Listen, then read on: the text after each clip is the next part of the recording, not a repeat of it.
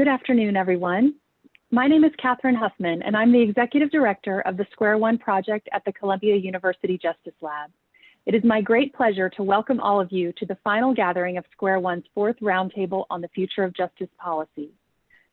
The goal of the Square One Project is to contribute to a real transformation of the meaning and experience of justice in America.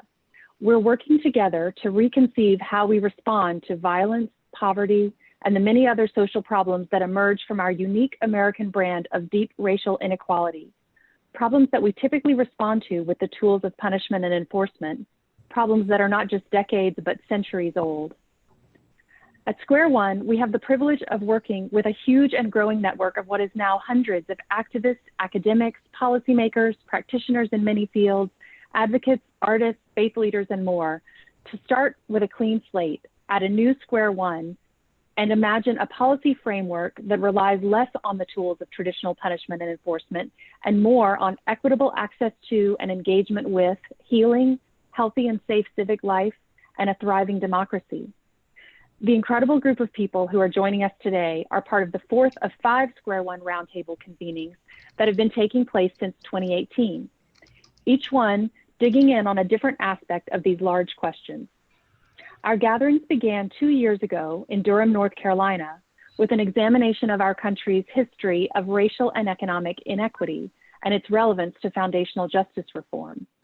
Then we moved on to Oakland, California, to discuss overcriminalization and punitive excess, in which the United States is a global outlier, locking up more people and for longer periods of time than anywhere else in the world. At our third roundtable convening in Detroit, we dug into the problem of violence in the United States, examining violence ranging from interpersonal violence to state violence to structural violence, and how all of them relate to the justice reform endeavor. And all of that has brought us to today. Today's roundtable on aspirations for the new social contract is building upon these past conversations and the conversations that this group of people who are with us today have had over the course of recent weeks. If you missed those events, we encourage you to visit squareonejustice.org to access videos, transcripts, and papers from all of them. And next year, in early 2021, we hope you'll join us as we finish this roundtable series with a conversation about the values that should guide the future of justice. We're so glad to have all of you here with us for this final public session. Now is the time to be having this discussion. The problems are urgent, but the potential for change is great. A huge thank you goes to Danielle Allen and Bruce Weston, who will open our discussion, to the Ford Foundation and the Charles and Lynn Schusterman Family Foundation, whose support has made this fourth roundtable convening possible, and most of all, to our incredible group of participants who have spent so much of their August and September thinking, reading, and talking together about these crucial issues, sharing their wisdom with us and with each other. Before I hand things over to Bruce, we'd like to share with you a brief video that highlights this group's journey so far and prepares us for today's conversation.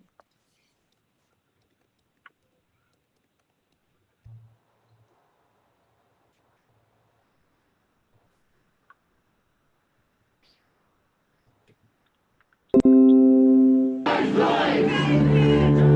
think we're really on a knife edge. On the one side is catastrophe, and on the other side is justice. In this meeting, we're imagining alternatives. What's the role for housing, for healthcare, for education, for employment? What should be the nature of our social contract? The social contract has never existed for people of color. The criminal justice system is not this crime control institution, but a poverty trap. What are the alternatives? What is that infrastructure that we're imagining when we tear all this down? The carceral state and policing as we know it.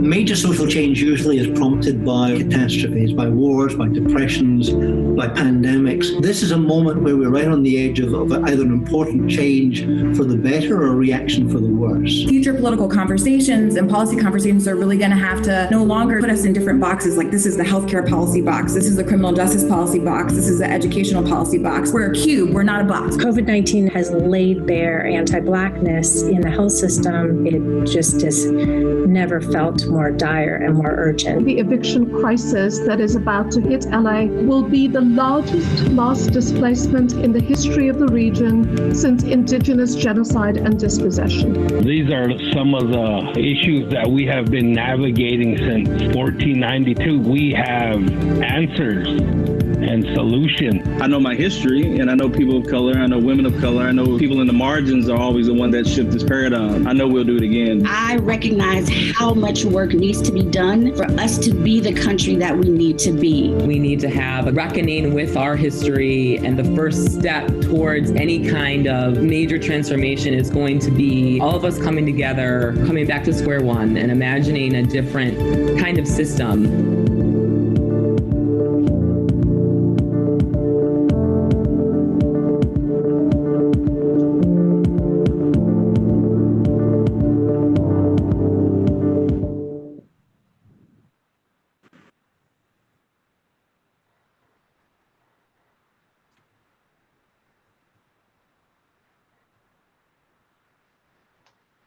Good afternoon, everyone.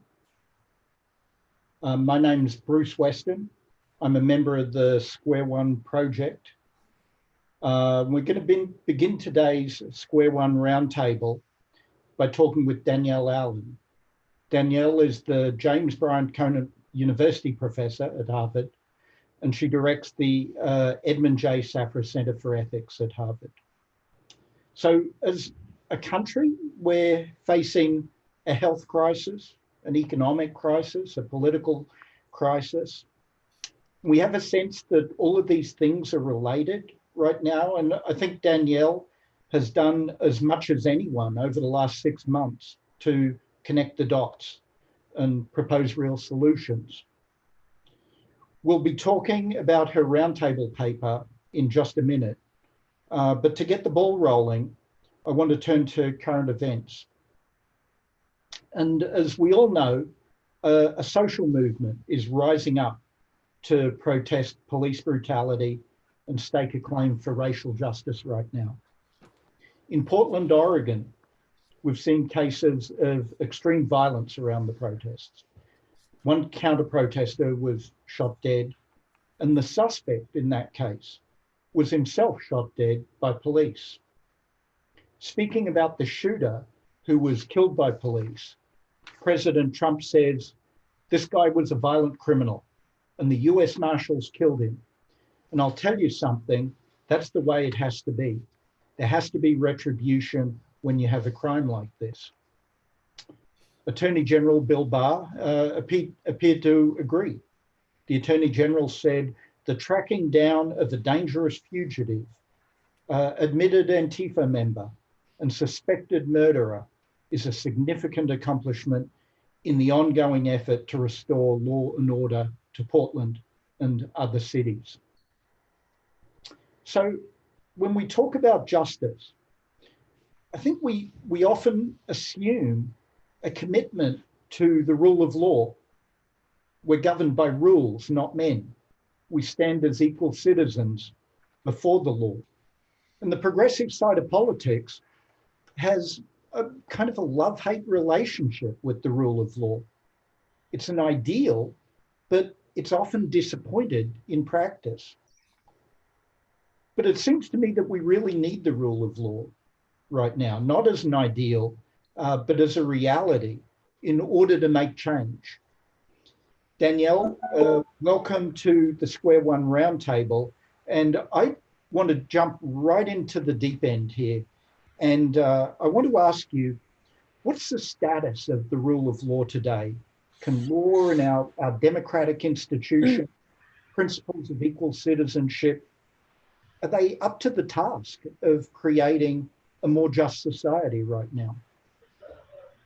Well, thanks very much, Bruce, for the powerful introduction, both in the film and in the table setting and in the question. I think to talk about the rule of law, it is useful to put the concepts of war and peace on the table also. So with regard to the police killing of the suspect in Portland, I have to say, I think that that has become the norm in our culture. I have myself, over the last 20 years, really since September 11th, registered the way in which, in cases of mass shootings, for example, cases of suspected terrorism, we have come to be sort of numb to the use of lethal force by the police in the taking of suspects. And I think this really reflects the fact that September 11th really put this country on a war footing, put us in the middle of military engagements, and ultimately we brought that home into our policing. So tactics of militarization have traveled from the military practice in the engagements in the Middle East into our domestic behavior. Rules of engagement often look more like military rules of engagement than they look like what the rule of law requires in context of peace. And it matters, of course, that the military has been an important recruiting source and pipeline into American policing. I think as we consider the question of the health of our social contract, the health of the rule of law, we have to directly pay attention to the ways in which we've militarized our culture and our processes. And I think that's what we saw in Portland. We've seen that in a number of dimensions. And at the end of the day, if you have militarization in your domestic practices and activities, you don't have peace, you don't have the rule of law. The job is indeed to restore a healthy rule of law that is delivering peace and public safety. But yes, as you said, sort of on the terms of the rule of law, leaving decisions in the hands of our procedures, our practices, not handing over the discretion to individuals carrying guns with the authority of the state.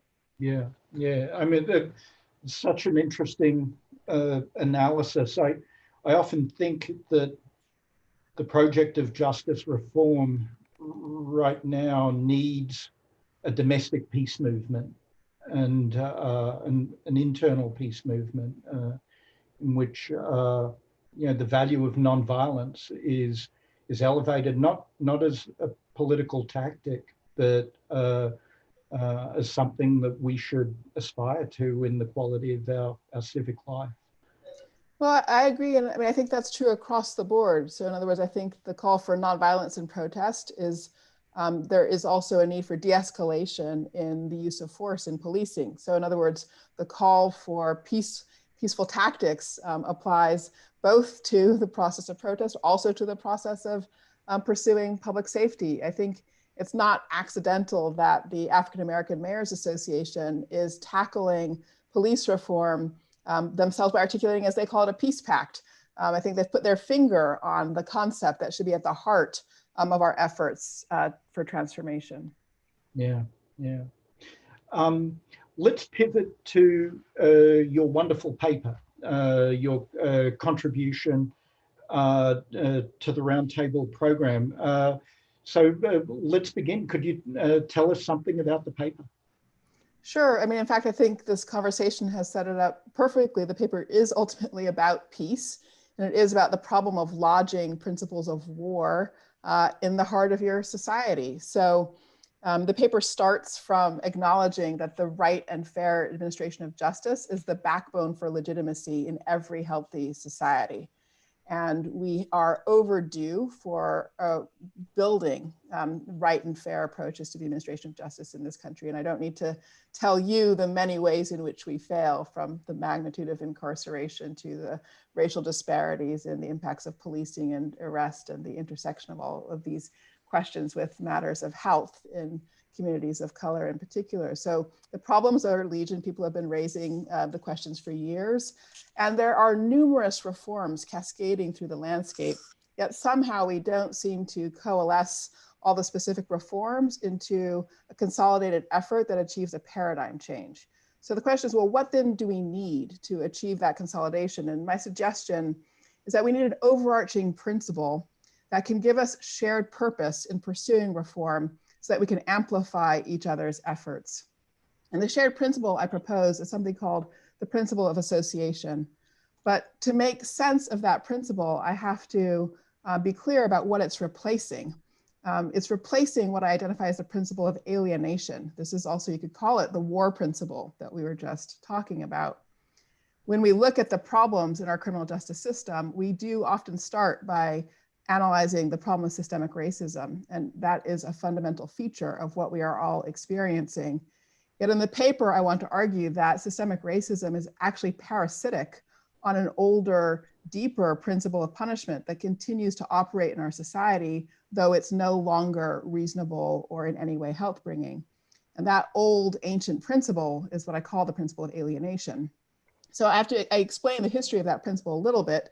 What it basically is the notion that core concepts of punishment in ancient Greece and ancient Rome turned around the concept of outlawry. That is, somebody broke the law, they broke their social compact, they were out of society, and you would cast them out. They would become an outcast.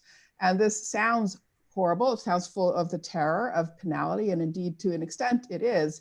Yet in antiquity, the principle of exile, of alienation, was also a second chance principle.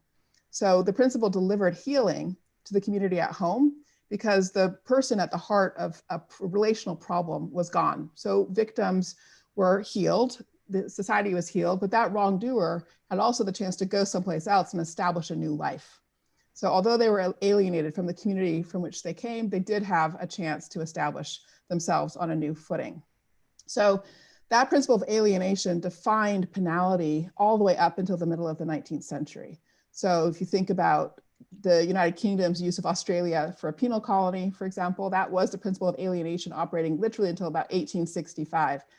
And at the point when the world could no longer use exile, the globe had been divided up into national territories and so forth. That's exactly the point that incarceration came in as the punishment to replace exile. And that principle of alienation was, at the end of the day, a principle of sort of war. That is, we'll send you out of our community, we'll get along with you as long as you're not actually here in our community. And that principle was taken and activated through incarceration. So we began to alienate people inside society, taking that principle of war, of putting people sort of outside and sort of embedding it inside society, as if you're saying, we're going to take that broken social contract relationship and make it sort of the heart of what we're doing with penalty in our society. And I think the magnitude of incarceration really reflects the ongoing grip that this principle of alienation, again, is sort of a wartime principle, has on our society and our culture.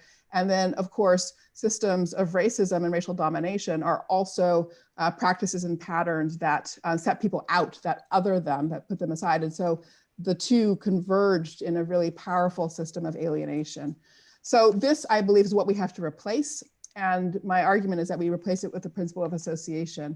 I can't claim credit for inventing this principle. It is the principle that is used in the Netherlands, is used in Germany to think overall about the project of public safety and about responding to wrongdoing. And the core idea of the concept is, I mean, in some sense, it recovers the ancient idea that the goal is to heal society, all right? We can't heal society by sending people out of society any longer. So we have to rethink our approach to healing society in the wake of wrongdoing. The victim needs healing, the offender needs healing, society needs healing. So you bring a health lens to considering the entire suite of activity in a wrong. So from violence prevention, you bring a health lens to that through the process of trial and prosecution, through sentencing and so forth. And the point about the principle of association is that it recognizes that human health depends on healthy human connections and relationships. So from the concept of health and the need to restore health and have a restorative justice approach, one moves to really focusing on, again, the health of social relations. And so this is what then distinguishes systems of sanction and public safety that take the principle of association at their heart. If you look at the German system, for example, there are many alternatives to incarceration in play. So whereas in the US, we use incarceration for 70% of our penalties, in Germany, that figure is 6%. In the Netherlands, that figure is 8%. And instead, they use work release and apprenticeship programs and training programs and service restitution programs and home leave so that people can maintain connections to family and community when they do use incarceration. And they structure the experience of of halfway houses or incarceration when they use it in such a way that those who are experiencing that sanction have the chance to cook their own meals, to form social communities, to dress in street clothes, not need to wear a stigmatizing uniform at all times. And then those who are responsible for administering sanctions are trained as social workers in healthy relationship development. So it's a complete transformation of the whole structure of justice once you put the principle of association at the heart. So then the last thing I do in the paper is really try to go through existing reform efforts and categorize them according to whether or not what they do is mitigate the hard edges of a system based on a principle of alienation, or actually try to rebuild that system based on the principle of association. And so just to give you one example of a contrast, if we take policing, I think the ending of stop and frisk is mitigating a principle of alienation. Stop and frisk is an excellent example of the use of the principle of alienation. And arrest diversion programs where police divert people prior to arrest to health services, they may look as if they're moving in the right direction, but they actually expand the purview of policing authority. They put police in the place of responsibility for health. And in that regard, I think that is also expanding the principle of alienation, not just mitigating it, rather not designing away from it. Whereas if you were designing for the principle of association, you would really focus on demilitarizing policing. You would be making de-escalation a standard element of police protocol. You would be doing, as the ACLU has recommended in Houston, building up a new first responder corps that's not a policing corps, but is a health and human services corps, a different emergency call number. Don't call 911, you call the health and human services first responder number when it's a case of mental health, it's a case of homelessness, it's a case of an issue that requires support at a relational level for health and well-being, not criminalization.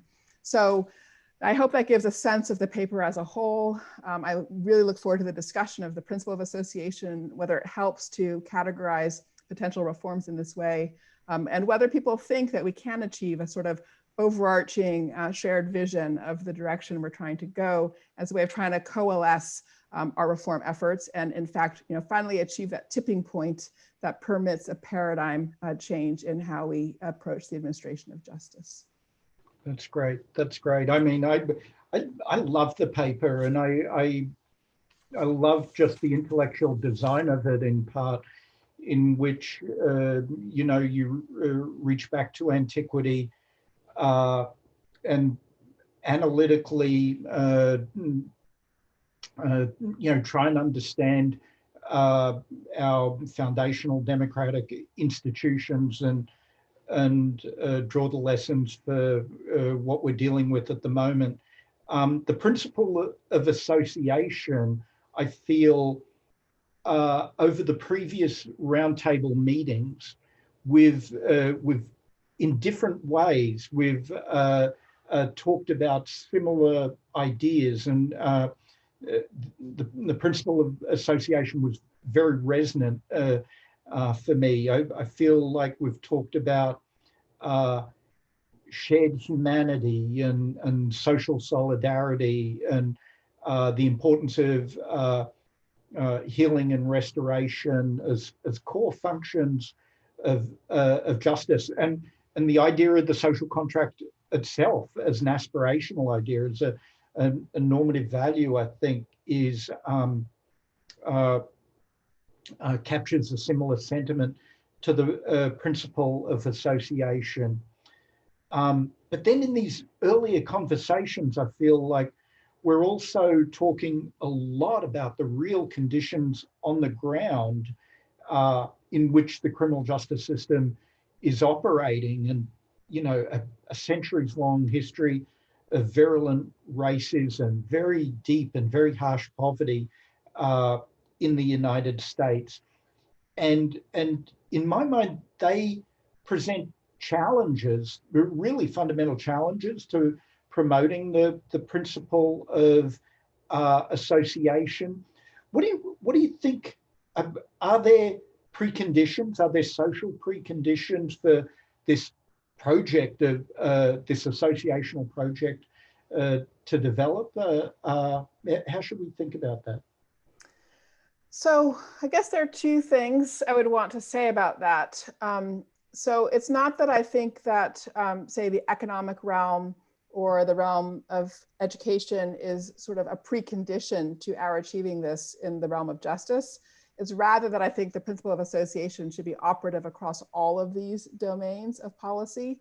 And I think a full reform agenda would really be clear about how in each of these other domains, one would be transforming things if one put the quality of relationships that people are able to develop at the core of the work that was being done. So then for me, the real question about preconditions is, what are the preconditions for achieving policy reform of this degree of magnitude? And there, I do think the question is political, partly, and then also conceptual, or a matter of our kind of shared moral imagination. So it's political in the sense that there needs to be actual pressure for change, and elected officials need to understand themselves accountable and need to have motivation to be responsive. And I do think the protest movements we're seeing are producing that condition for change and transformation. We need institutional mechanisms that themselves support responsiveness, and I could say more about that, but for that reason, I do actually think the democracy reform agenda is central to a justice agenda, that they can't be separated from each other. But then there's the issue of our conceptual and moral imagination. And this is, I think, the thing I wrestle with the most, the thing I feel most puzzled by or confounded by in the justice reform space. I mean, we have visionaries in this space. You know, we have Angela Davis, who's been articulating a visionary picture for decades, for example. Yet somehow my own sort of finger to the wind feeling, and I'm very curious to know what other people's feeling is that what we've managed to do is coalesce a shared picture, a critical picture, a shared critical account of what we have and of what we want to get rid of, but that we have not managed to coalesce a shared positive picture of what we're trying to build. That's my hypothesis, and so that's why I wrote the paper in the way that I did, to sort of say, well, let's try as a hypothesis this principle of association, and what if we imagine trying to build around it? Would we coalesce a sort of shared positive vision of what we're trying to build? And so I may be wrong about that. I'm really curious for the conversation, whether this distinction between our critical vision and our constructive vision holds, or whether the constructive vision exists and I have not myself seen it in a kind of coalesced form yet. I see it in pieces and parts everywhere. I see it beautifully all over the place, but not somehow coalesced. Yeah. I have a bunch of questions that sort of follow from that, but I know our time is limited, and before we turn over to the full group, and I think it's a real. I won't ask the question, but I'll just sort of plant the seed for the group. And I loved what you said about, we would want to see this principle of association multiplied across all of these different policy domains. And I think it's a very challenging question whether the domain, the set of institutions that deal with wrongdoing, right, is necessarily the most fertile ground for promoting a sense of social connectedness among all the members of society. I think that is one of the more challenging domains, in fact, where such a project can be launched. I want to, my final question then won't be about that, but it'll be about a slightly different issue, because I thought it was just a gem of an observation, and you sort of make it in passing in the paper and move on. And it's the relationship between democracy and human flourishing. And I just thought it was a beautiful observation. And I wonder if you could just say what you meant there, elaborate on it, tell us a bit about that idea. Sure, no, I'm happy to. So, I mean, I skipped over a portion of the paper, which is about sketching the broad objectives of a constitutional democracy, of society generally, and then a constitutional democracy. And so the goal there is to sort of move from a concept of legitimacy to a question of what our larger aspirations for our society should be. And the point is that there's a kind of first distinction between decent and indecent political systems, and that's borrowed from political philosophy. That's not my distinction. And that distinction turns only around the question of whether or not the regime is delivering material security to the population. And so my point is that that's a sort of first pass at the picture of human flourishing, but it doesn't suffice. And the argument of democracy is that full human flourishing for people requires empowerment, personal empowerment in relationship to their own lives and the lives of their communities. And so the question is, from my sort of as a political philosopher, my work, sort of theory of justice work, is about fleshing out the way in which empowerment is what you need to deliver full flourishing. And the reason is not just because one needs to chart one's own life course and have the space to do that, as well as having the material foundations to do that, but also because structures impose on us by definition. And in order to have the autonomy that permits the sort of growth of spirit and well-being, one needs to be, in Du Bois's words, a co-creator of those structures in order to ensure that those structures themselves are health-bringing and not producers of domination.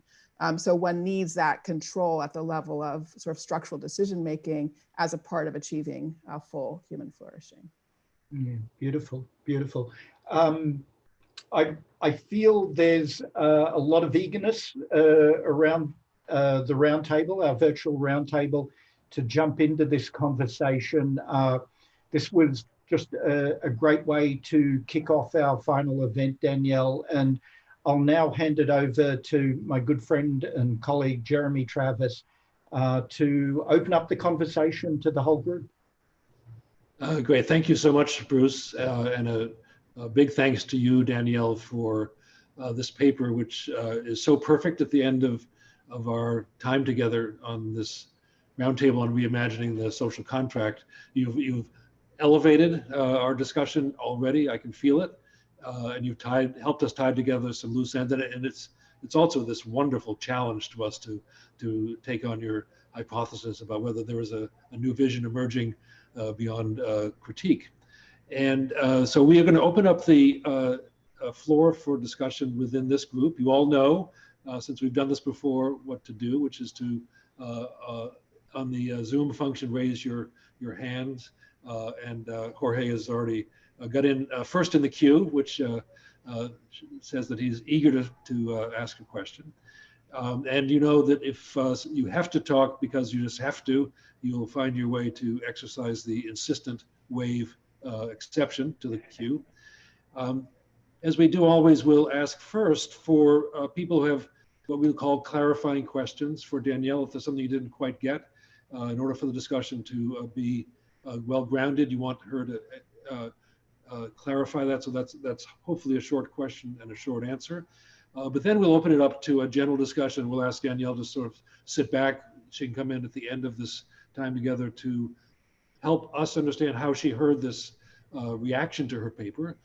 Some of the best responses or most constructive responses will be those that weave in some of the themes from our other discussions about housing and healthcare and education and the like, so that we are really making this the final roundtable in the reimagination of the social contract.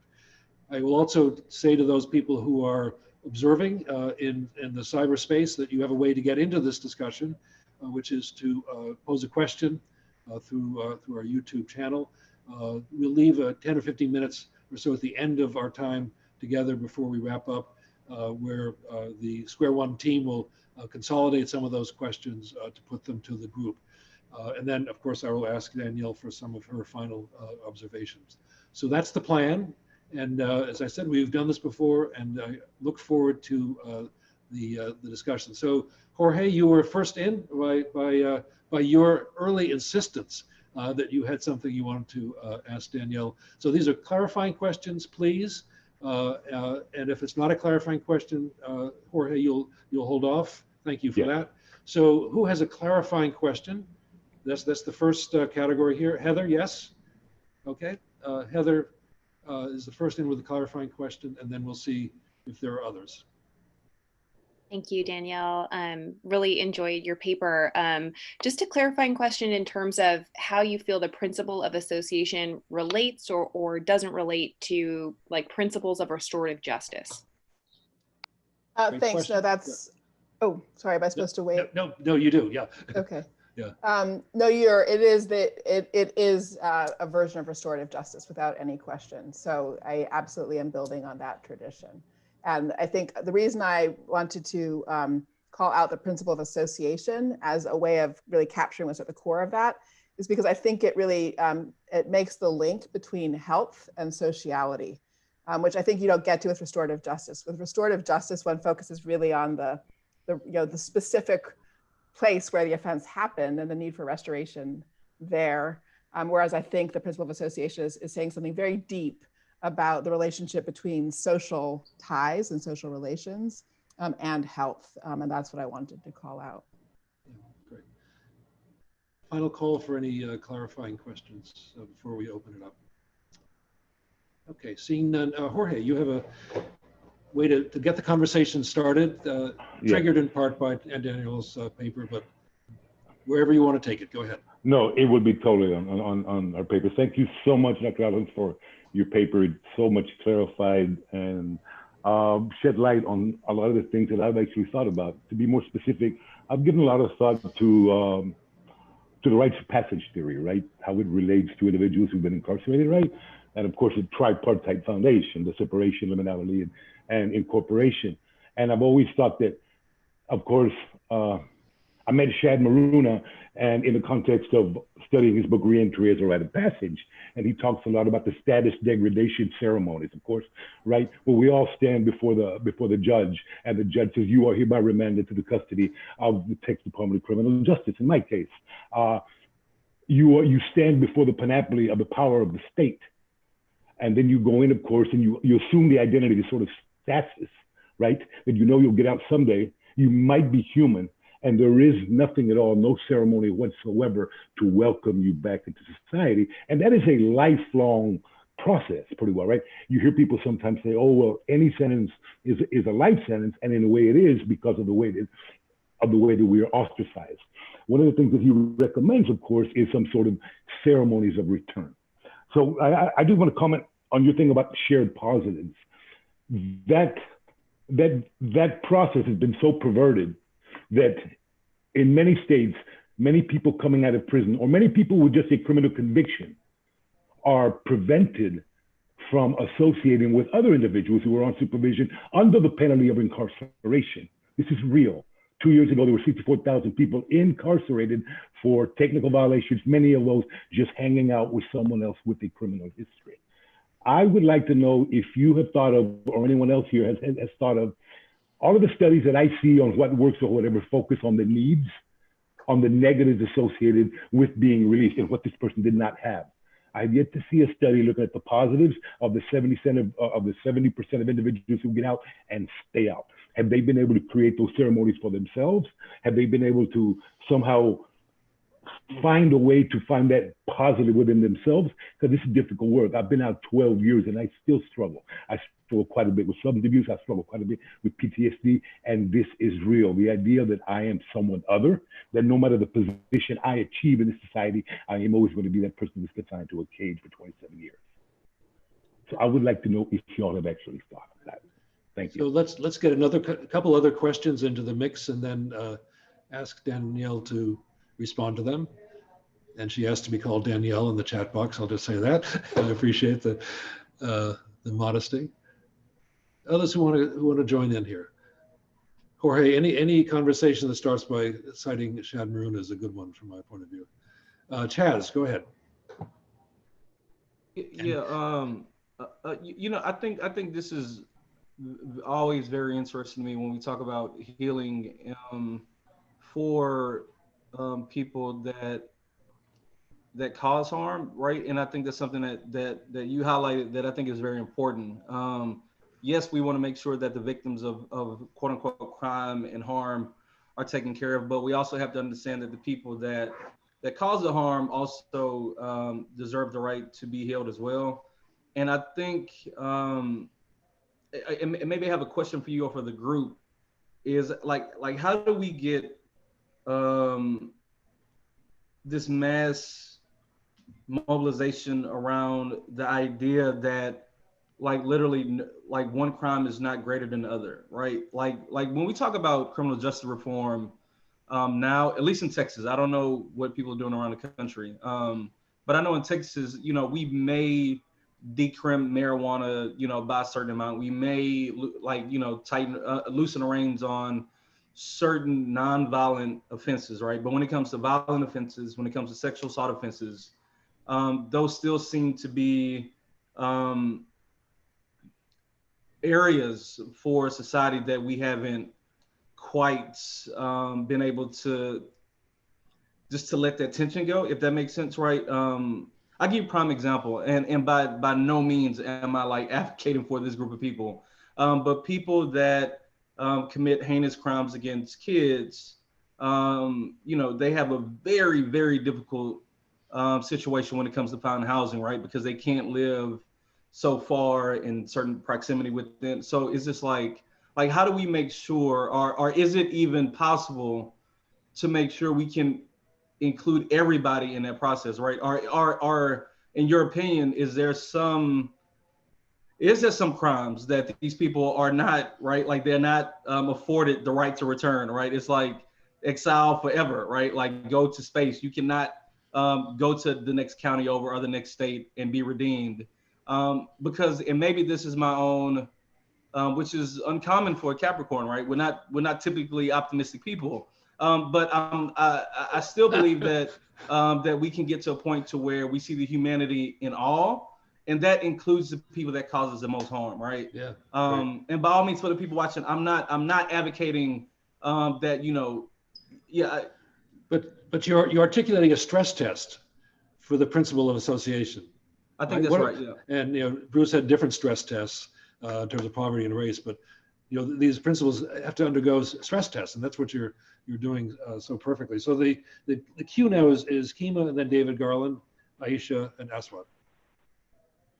Thank you. Danielle, I want to thank you for the paper. And I really love the frame that human health depends on human healthy connection and relationship, because I've talked about my issues with the healthcare system, and it allows us to rip that apart and bring it together as a broader holding system. But I guess my question is really how to get people on board with that. So, you know, talking about current events, we heard about these mass sterilizations in Georgia, which break my heart. Like human connection, outside of alienation, we are in a space where people will take people out. It's not even have you go away for your second chance, like eugenics, like kill you, right? And think you are so less than and not worthy that they can't even see you as worthy of the human connection. And how do we get those disparate folks to the table to even talk about this broader principle of association? Which is a question, and I apologize, but. No apology. Great question. How does this become operationalized? David, Garland's next, and then Aisha. You're mute, David. David, you're still on mute. How's that? There you go. Okay, perfect. So I really enjoyed this, and I was thinking about how one could use these broad ideas, alienation and association, to think about America in a comparative context and to ask, what is it that makes the USA distinctive compared with other places? And so it occurs to me that all penal systems of all societies operate with some combination of what you call alienation and association. So they employ mechanisms of exclusion, ways of killing people, expelling them, incapacitating them, but they also employ mechanisms of inclusion, so ways of reintegrating and resettling and rehabilitating. And countries vary in terms of the mix, and they probably explain to themselves that mix partly in terms of justice, which is the value you put front and center, but also in terms of other considerations like dangerousness and enmity, or fellow feeling and solidarity, or shared citizenship as opposed to a dangerous class. And I was thinking about an example that really struck me at the time, which was about Norway, which of course is at the other end of the spectrum from the USA in terms of being much more solidaristic, having an incarceration rate that's a tenth of the American one. And back in 2011, Norway's kind of self-conception as a free society, a humane one, was really challenged by the crime of Anders Breivik, who murdered 77 people, many of them young people, teenagers, government officials as well. And there was a huge debate broke out in Norwegian society. And to everyone's astonishment, looking from the USA or looking from Britain, people were demonstrating in the streets, not to have Breivik put to death or locked up for life without parole, but to ensure that he wouldn't undermine Norway's principles of leniency and compassion and fellow feeling and solidarity. And in fact, what happened, of course, was that he was sentenced not to death or life imprisonment without parole, but sentenced to 21 years in prison, in a prison which is very humane, conditions of which are very good, you know, far in excess of anything that America ever provides. And at the time, Niels Christie, a radical progressive criminologist in Oslo, wrote that Breivik should be considered not some monster, not some evil, monstrous character, although of course his acts were evil, but rather as one of us, that was the phrase he used, as a Norwegian, a fellow human, a person for whom we should have hope and compassion, as well as blame and anger. And it occurred to me, you know, that conversation by politicians, by Norwegian people, by criminologists, would just be unimaginable in the USA. Because of course the USA is entirely the other extreme. It's all about, or nearly all about, exclusion and off-ramps, and very little in the way of capacity for re-entering or resettling or re-inclusion after we exclude so many people. And it occurs to me, and I wonder what you think about this, Danielle, that what we're really talking about here is less to do with principles of justice and more to do with relations of solidarity and the lack thereof.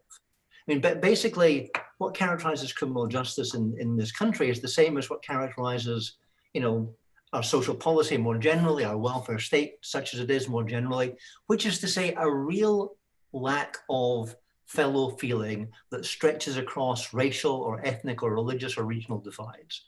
And it seems to me that until such time as we think about these issues, which of course in Norway are produced and reproduced through its welfare state and its social democracy and so on, our notions of justice will actually be constantly undermined by the sense of who are the people we're dealing with and how do we relate to them. Thanks, David. Good comparative framing of this discussion, and I appreciate that Danielle also brought in European points of reference to this. I'm going to call on Aisha next, and then I think, let me tell you who's in the queue is Aswad, Elizabeth, Marcia, Christiane, and Donna, and want to just give you, Danielle, an opportunity for just a quick, so many things are coming at you. It's sort of unfair to ask you to respond to all of them at the end. So we'll take a little break from the queue, just ask you to give, so you can order your thoughts in any way you'd like to. And then we'll hear from some more people and then come back to you again. Aisha, you're up next. Thanks, Jeremy. I will not come at you, Danielle. These are just questions that I We're not coming at you, we're with you. I'm joking. But so in reading this paper, I sort of had three maybe really different thoughts that kind of came together, and I'll say them, try to get through them really quickly. First, I think the concept that you laid out around the principle of alienation versus the principle of association in the frame of a square one, right? How do we get to square one? Requires that folks understand and acknowledge that that exists, right? And I think there's such a hesitancy to acknowledge this principle of alienation at all in certain spaces. Right. So what I appreciated about the paper was that you talked about it in the context of education and healthcare, and then this sort of amorphous, ambiguous term, which is justice, right? My perspective is that justice in this country is really defined by retribution and alienation. And so when you use the principle of alienation, I was like, boom, she hit it. I'm in love. I'm with this, right? And so I think that ties back to the point that Chas was making when he was speaking.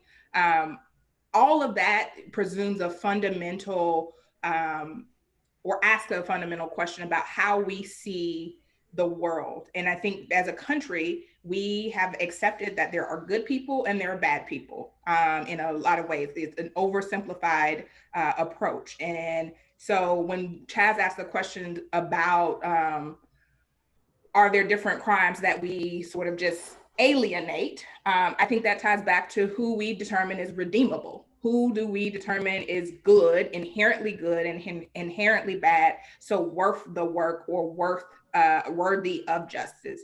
And I think until we wrestle with that as a fundamental piece of how we structure this country for all the reasons why that alienation exists for folks, we can't really have a square one. And then the last piece that I thought about when I was trying to sort through all of these concepts was really this idea that the alienation isn't just in tying back. It's not just in locking someone in a cage, which absolutely is an example. And what Jorge exemplified, there's so many consequences to that.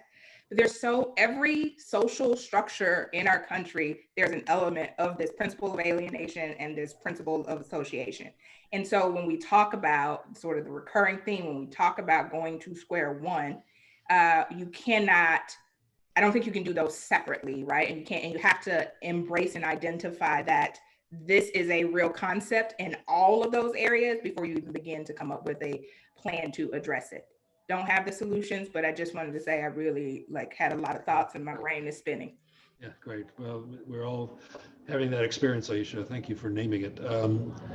So Danielle, just any reactions you'd like to offer to what you've heard so far from other members of the roundtable, and then we'll go back to the queue, which starts next with Aswad. Well, the first thing I want to say is over the course of these roundtable sessions, I have been so impressed by every single speaker, their clarity of their arguments and their responses to questions, but I'm even more impressed now because now I understand how hard it is to have so many things coming in and to try to order one's thoughts. So thank you for all of those remarkable contributions.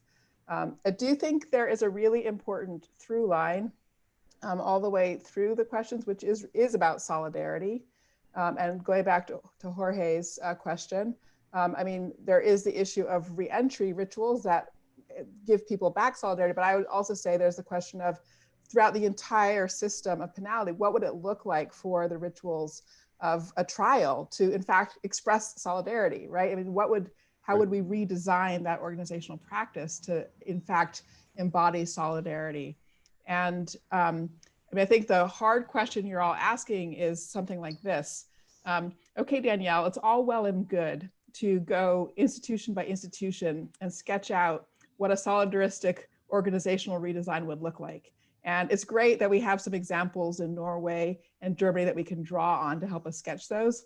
But at the end of the day, in order to actually bring those into place, people have to want those solidaristic organizational designs. And it looks like we have all around us a culture that is kind of cathected on alienation. So how do you address a societal cathexis in order to open up the possibility of people connecting and embracing the principle of association? And so there, you know, it's, I think there are sort of two poles of argument, and I guess I would love to have this conversation because I'm not altogether sure what I think of these poles of argument or how to put them together. There is one pole of argument which is about our moral imagination. And then there's another pole of argument which is about political pressure and power and institutional design. And I suspect these two things need to go together. And I think the struggle is to figure out how to put them together. So if you take Black Lives Matter as an example, it is both a kind of renovation of our moral imagination. And I think it is the slogan, the movement has done really good work to turn attention to the question of how we matter to one another, right? But it hasn't then taken sort of the path of the idea that, well, I'm going to convince you that we all matter to each other, right? We don't sort of argue our way into feeling that we matter to one another. And so, as a sort of set of pressure politics, Black Lives Matter has asked for the real organizational designs that would count as showing a mattering, regardless of how people feel about it, right? And so there's sort of in that regard, slightly, grabbing the feeling, real feeling where it comes to exist where they can, but also way to hopscotch over it through pressure politics. And I'm not sure there's anything wrong with that, because I'm not sure we do actually need everybody to feel the full range of fellow feeling. If we can start to begin to get people to actually use the organizational designs, which themselves will drive some cultural changes. And just to give you one last example of that, I do think it matters to pay attention to how incentive systems structure culture too. So it's not just always culture to organization. Incentive structures affect culture. So I'm a big advocate of ranked choice voting, which is where people vote first choice, second choice, third choice. It's kind of like instant runoff in the voting procedure. If your first choice person doesn't get enough votes, your vote rolls down to your second choice person. And there are many interesting effects of this. I mean, it does open up more opportunity for minorities and women, for example, to succeed in winning office, but it also changes campaigning. So if you are in a ranked choice election, you don't want to demonize your opponent, because you actually want to be the second choice for your opponent's voters.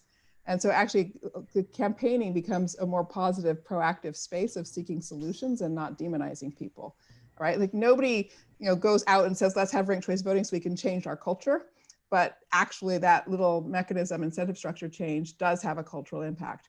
So that's where I have some hope that if you can actually get some organizational redesigns in and do some culture work, you sort of start to get a new dynamic going. But I mean, I want to concede that it's a massive lift, and we are talking about a pretty wholesale cultural transformation. Yeah. Great. Something you said earlier on is that the democracy reform agenda is central to the justice reform agenda, which is the interplay between those two and the sequencing of those two, and how do you change culture? One of the biggest questions that we can face. Can I say one more thing, actually, please, Jeremy, yep. Because there was another important theme in the comments that I haven't addressed, which I don't want to leave unaddressed, which is the question of violent offenses and violent offenders, and what it means to have fellow feeling also for violent offenders. And I do think that is a really huge issue. And I do think that too, so I think the Norway example from David is perfect and a great example for how we could frame up a conversation. But I think it's also important to say out loud, just sort of, in my book about my cousin's incarceration, when I argue for restorative justice for him, that he should have had restorative justice, I often would get from audiences the question about, well, what about the victim? What about the victim? Doesn't the victim want retribution? And there's they would have missed the fact that the other sort of big part of the story in the books that my cousin was killed, right? So actually I'm a victim, and it's and I don't need retribution. And so I do feel as if it's really important to find, people, who have been on both sides of the relationship and can stand up and say, I do get the pain, but I don't need retribution. And I want to see the person who did this wrong heal. That's what I want to see. So we're moving right along here. The queue now is Aswad, and then Elizabeth, and Marcia. This is the time to let me know if you want to be in before we close it out, because my guess is that we will close it out fairly soon. So if you have something that you want to add, go ahead. Aswad, you're up. Awesome. Thanks. It's a good segue to just kind of some of my observations from the article. First, I think that we, as a society, as we are looking at criminal justice, what we often forget is, what happened to an individual before they came in contact with the justice system. And in this country, we know for decades that there hasn't been infrastructure into the needs of crime victims in communities. And so in the article, which I think it's a great article, I wanted to just highlight an area where I think there's a gap, but also an area of improvement as well as part of the case life cycle. So violence prevention, and what's missing from the article is victim services. And so victim services is a key part of the criminal justice system. We know that, even in 2018, there have been, over 12 million crime victims in the country. And we know from a survey that was released last week that only 1 in 3 victims report ever receive any assistance from victim service, and the majority of those victims that receive support, they came from friends and family, or they came from their local church, or it came from community-based organizations, not law enforcement. And as a way to kind of redesign and also lift up reform efforts of really investing in the infrastructure for victim services, the need for more counseling, the need for more therapy. We know that even in the past 70 years, there has been about $13 billion that have came from the federal government into states across the country for organizations that serve and work with crime victims.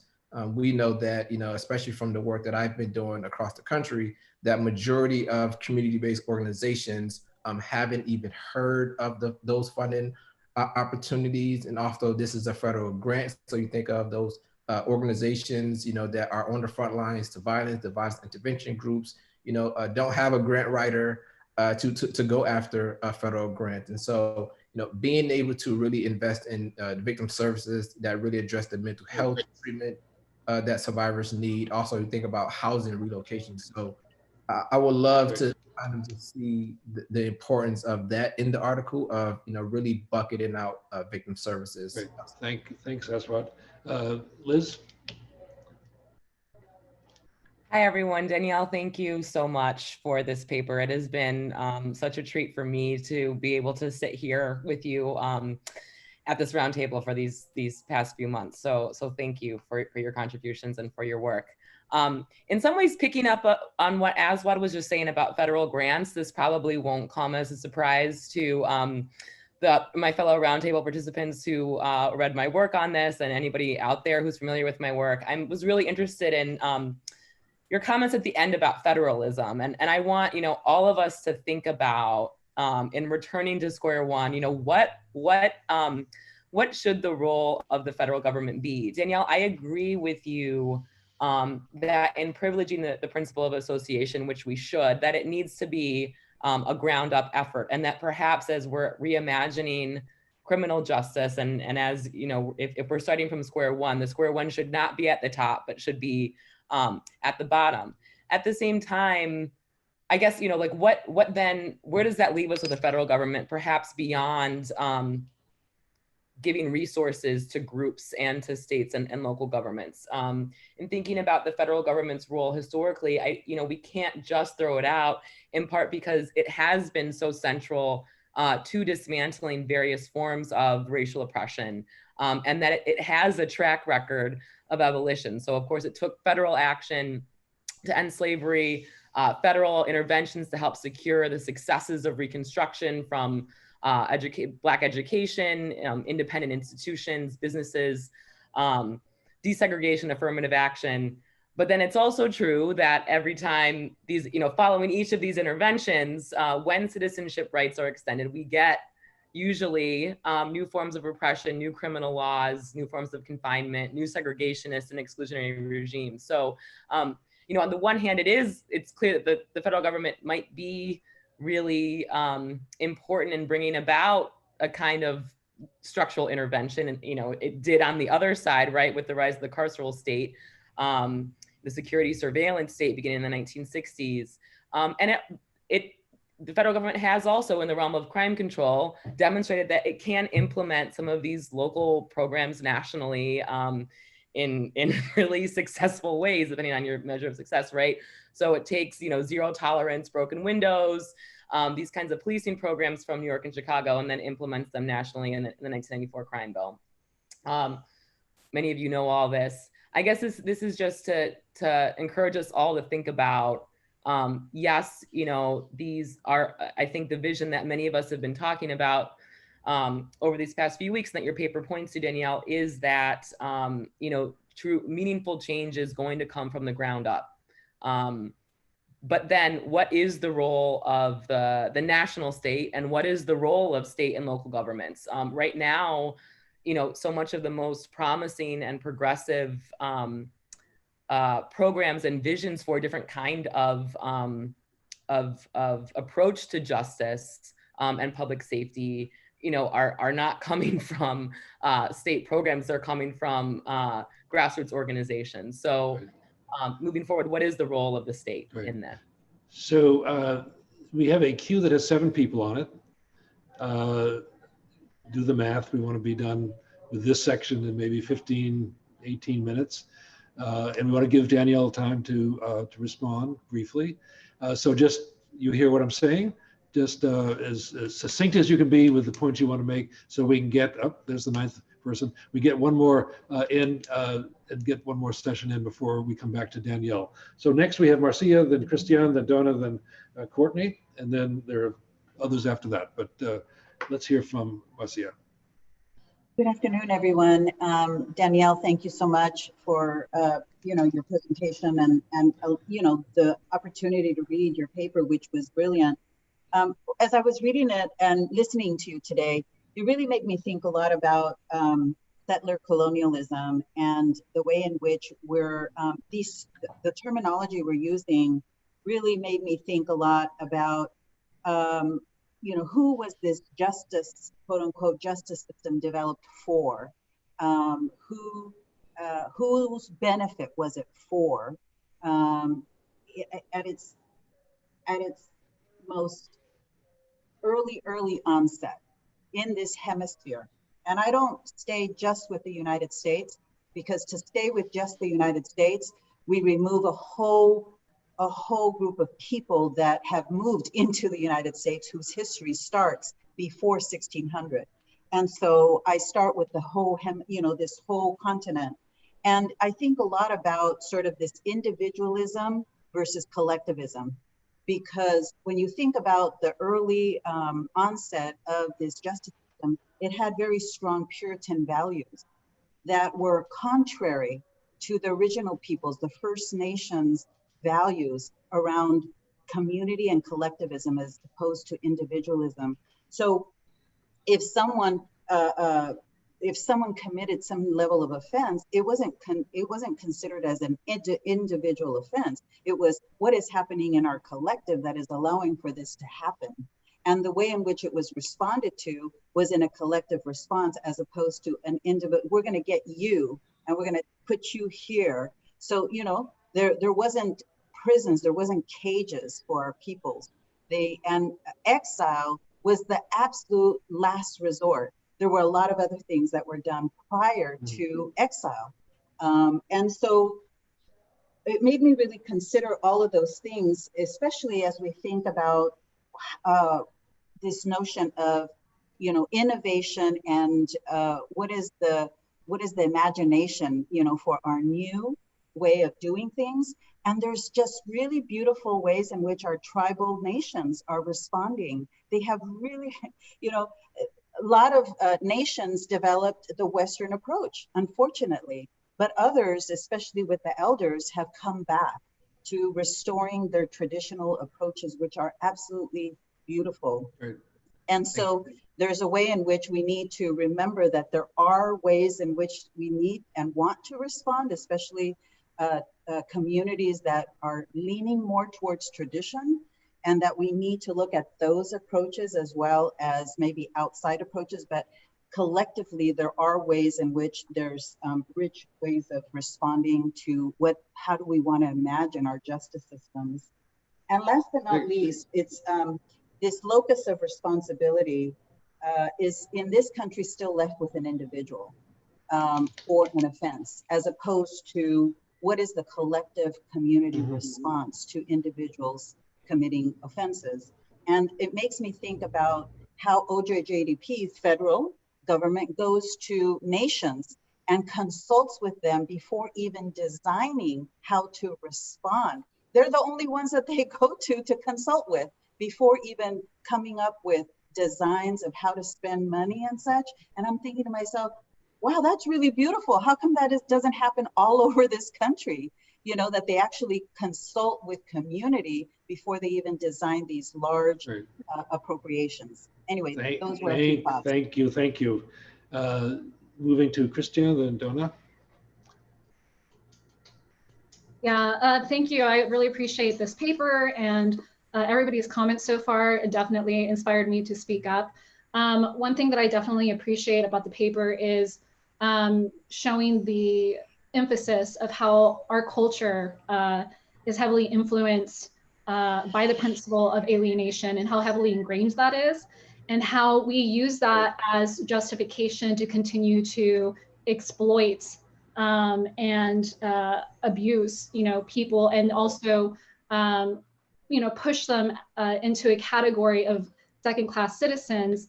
But I think one of the things that I've been thinking about the past few weeks after all of our discussions is, if we are trying to reimagine, these systems, whether it's the criminal justice system, the housing, healthcare, so forth, I think one of the things that is problematic in relation to alienation is our hierarchical structures, our economic and social status, and using that as justification to continue exclusionary practices and discriminatory practices and so forth.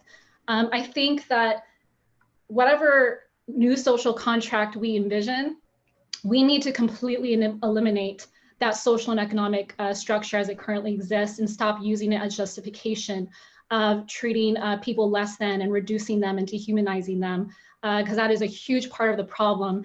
And we're not really going to see a paradigm or a cultural shift until we start addressing that head on.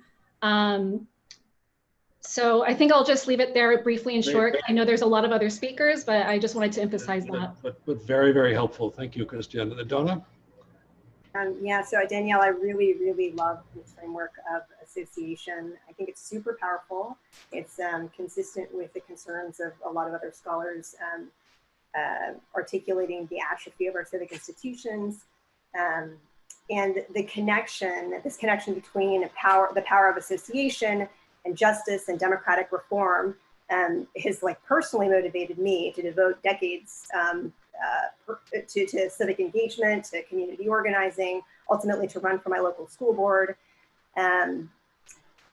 So the next statement I'm going to make is I guess, a provocative statement, and that is what I've personally realized over these many years, which also happened to collide with childbearing for me. I have 2 kids, and my identity as a neuroscientist who studies consciousness is that the focus of the shift in collective consciousness, I think, has to fundamentally be through parenting.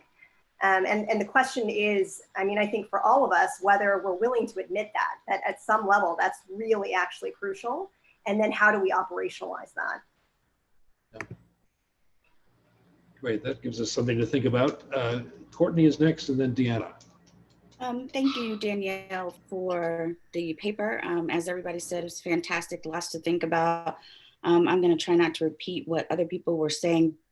One of the things that really sort of struck me, or really that I was thinking about, is that our values as a country, this sort of moral imagination, and how that wavers and wanes and looks really differently all the time. And so when I thought about square one, I started to think about, in what ways have we continued to lean on our Constitution without revising it, going back to it, and really treating it like a democratic or a part of our democracy, versus this sort of piece of paper that holds us bound in a particular place. So how might we use the Constitution and look at the 13th Amendment and how it's worded, and the way in which it continues to place people in servitude and place people in enslavement? How do we go back to reconsider life, liberty, and the pursuit of happiness? How do we really start to reimagine who we are as Americans? Another great provocation just to think about. Deanna next, and then Ananya. Thanks, Jeremy. Thank you, Danielle, for this paper. It's really powerful for me, actually. The principle of association, I think, is actually more what we're doing in my organization, if I rethink it. But I go back to your question you asked us: does a constructed vision exist in a coalesced way? I couldn't stop because I don't know of one. But I wanted to thought maybe a smaller example is what's happening in LA County with the Justice LA Coalition, right? A broad-based coalition of community organizers that stopped the $3.5 billion bond measure and then worked with the government to create an alternatives to incarceration working plan with a roadmap. And they had a kind of constructed vision. We're helping them with the implementation, but I am so inspired by that. And I think it's an example of what you're talking about. Maybe I'm wrong, but please let me know. But that is, I'm a solutionary, right? So I want to talk about solutions. And this feels like a really good one. Ananya? Hi, everyone. Danielle, thank you so much for this paper. So I have one comment and one question. The comment takes me back to the start of your presentation today and the conversation with Bruce, where you centered US empire. And the comment is that it's absolutely crucial, I think, for us to do that if we are to think about a different world of justice and freedom. And that in addition to the afterlives of slavery and ongoing settler logics, what we have in the United States is this scene of endless war making, both abroad and at home, always entangled. And the forced sterilizations that Kima mentioned are a part of the ways in which empire turns humanity disposable without any consequences. So I think that piece of it is really crucial. The question is this. I'm curious to know, as a political philosopher, which genealogies of association inspire you. And this, of course, connects to thinking about what might lie ahead. So there is, of course, a genealogy of association that runs through liberal thought, where association, political society, is really about the protection of property and the protection of a particular notion of freedom, of propertied men.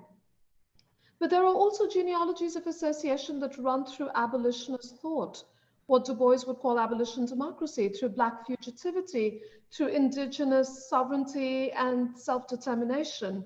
So those are very capacious and very different from the principles of association, say, that run through liberalism. So I'd love to hear a bit more on the genealogies you have on your mind. We'll put a pin in that one. That sounds pretty fundamental. We'll come back to you in a second, Danielle. Here's what we're going to do before we see what questions we have from the outside world.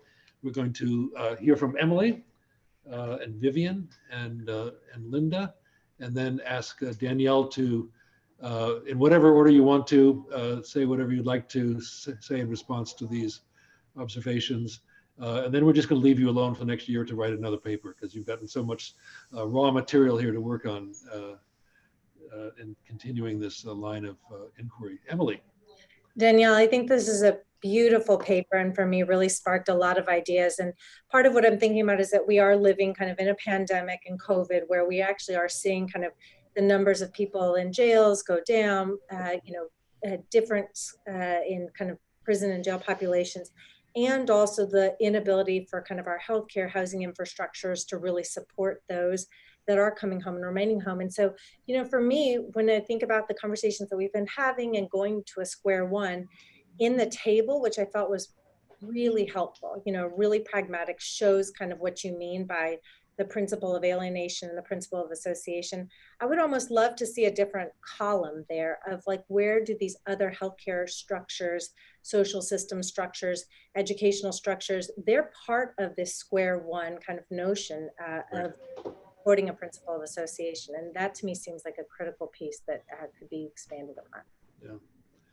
Yeah, I also love that table. It just made it very real, and it'd be a great whiteboard exercise to sort of expand it and look at the other sectors that we've talked about in the roundtable. We'll hear next from Vivian and then Linda, and then unless there's an urgent wave, we'll come back to Danielle, and then we'll see what questions we have from our observers in the outside world. Vivian. Thank you, Jeremy. Danielle, I really loved this paper. I loved all the papers, and I love them all for the same reason, because they really challenged me to be a little bit more optimistic Very thoughtful, very organized and structured. And yes, it makes sense that if we switch to this principle of association and put some of these practices in place that embrace that idea, we can definitely reinvent what we now see as our justice system. And here's where I continue to get stuck after every good idea, because every good idea leaves me hopeful.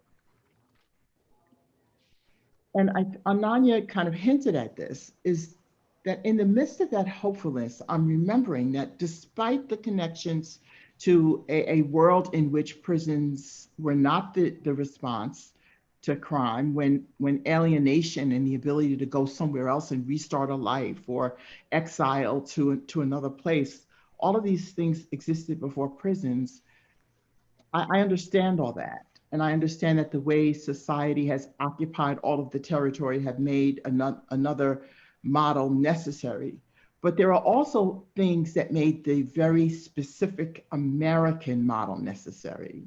And the US model is also rooted in very specific traditions, like chattel slavery and capitalism. And the reasons we hold on to it so dearly and are so unwilling to release it are all tied to those things. And the more we see and Elizabeth hinted at this, every time we see a move to try to move away from it, we bump up against that ingrained, ideology of white supremacy that just doesn't want to yield. It fights back every time, and it fights back with such vitriol that it's literally frightening. Like I'm paying attention to what's going on in the world, right? And that's where I get stuck. So how do we have these really thoughtful ideas and conversations and never forget that? And try to incorporate, how do you convince people who don't want to give up this thing that has very little to do with wanting to release this destructive thought pattern that keeps us stuck where we are, without having serious conversations about they probably won't give it up voluntarily. This is about power, and somebody's going to have to force a group of people to do stuff they don't want to do. And I that's just where I'm landing. And so that's where I get stuck on a lot of these papers. But everything that you said makes sense. I learned a lot. I want to continue to learn more, but I want us to never forget what we're up against in terms of the particular reasons we have the system we have in America and who it impacts and why. So I'm going to exercise the facilitator's prerogative to mix things up a little bit. And Linda, I hope you'll understand. But I want to throw into the mix a question from one of our colleagues in the outside world. And some of you may know Sebastian Johnson, who works with me at Arnold Ventures, and he's written up essays on each of the roundtable experiences in the past, and we'll write something about this one. So he sends in this question. The paradigm of alienation from society, social death, is deeply aligned with the identity of Blackness, and anti-Blackness is an organizing principle. Is it possible to embed a different relational paradigm within our social contract, other than that between social life and social death, i.e., let me get back there, citizen versus slave, Blackness versus anti-Blackness? And one of the, for me, most provocative, and I haven't worked it through yet, some observations in your paper, Danielle, that you highlighted in your opening statement, was both exploring the relationship between and the difference between alienation and the legacy of slavery and white supremacy. And the Square One project has focused a lot on that as being sort of foundational. I don't think you disagree with that, but you put a different framing around it. So could you just give us a deeper thought about that your observation and Vivian's question and Sebastian's question? All right, so is it over to me now? Yeah, just for this one, and then I'll come back to you because I want to get Linda in the mix in a second. But just on the question of race and association and race and alienation? If it's possible for me to go ahead and take the whole pasture of questions, that would be great, because I do think they're all connected to this theme. Okay, then in that case, Linda, what would you like Danielle or what are your observations on Danielle's paper? Then we'll turn it over to Danielle. So thank you, Danielle. I think that this paper provides a really helpful framework for illuminating some of the fractures in all the aspects of our social contract we've been talking about for weeks. In particular, if you look at association or disassociation from education, we've heard about that in papers, from healthcare, from communities.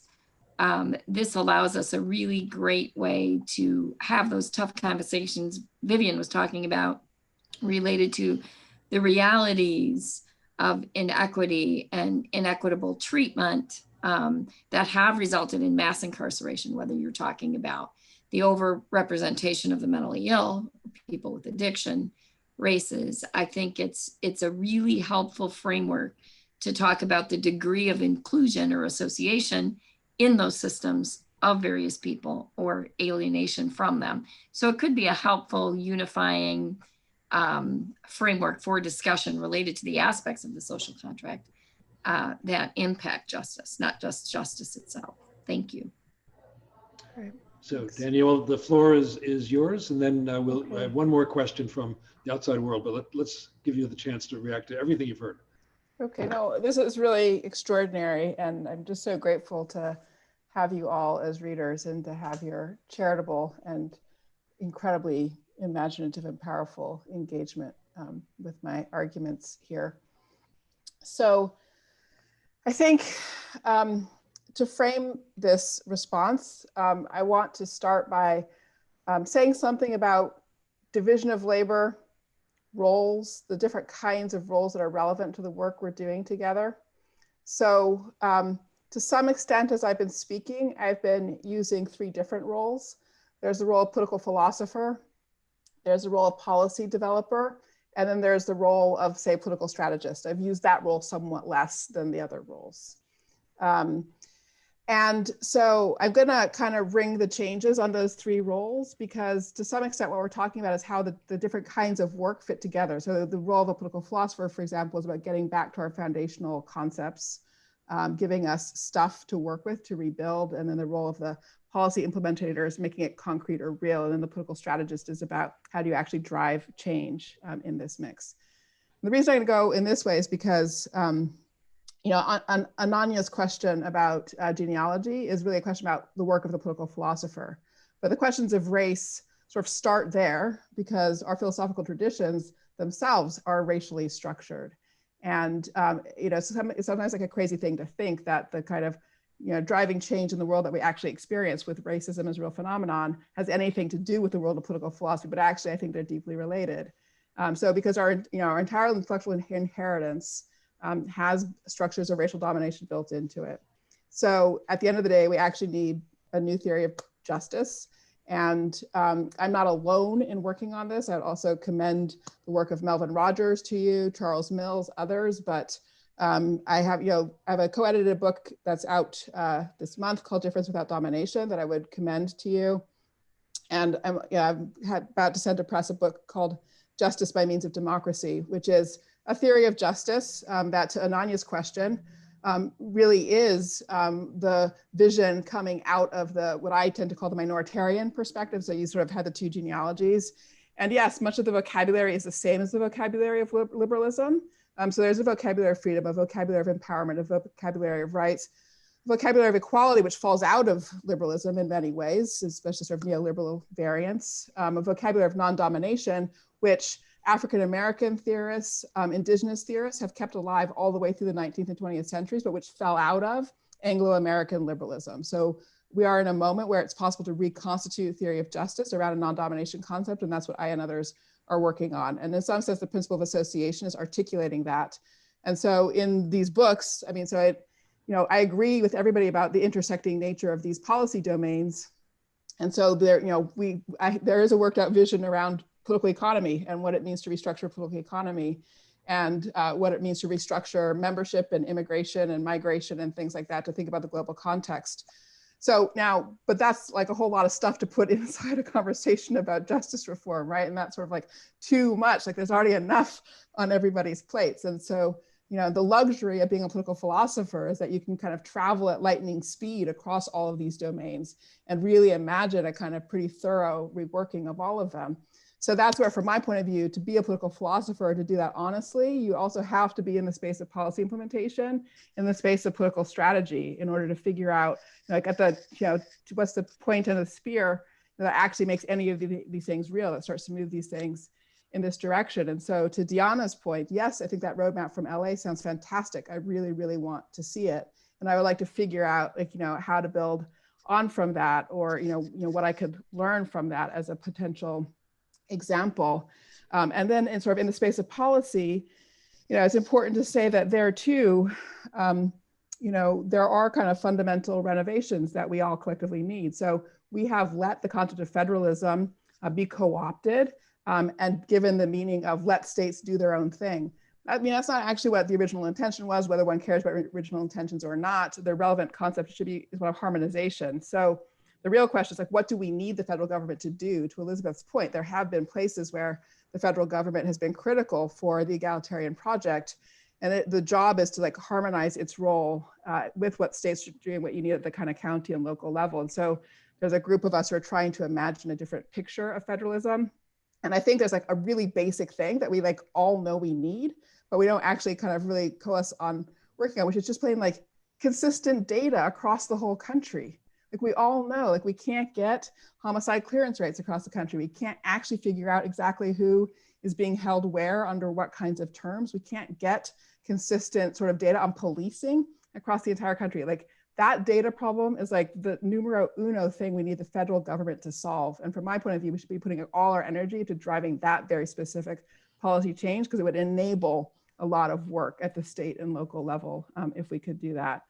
So then there's the political strategist piece, and to Vivian's question, the sort of, how do you force a group of people to do stuff that they don't want to do? So for starters, you want to like try to shrink that group to the smallest possible scale, right?